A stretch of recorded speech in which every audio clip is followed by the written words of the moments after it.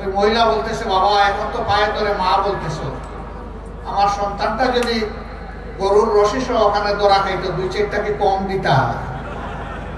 তখন তো পিঠের উপরে সবগুলো একসাথে বসাইয়া দিতা।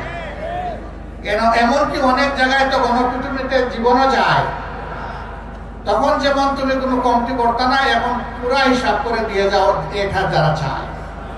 এরাই বলে চুরের মার বড় গলা।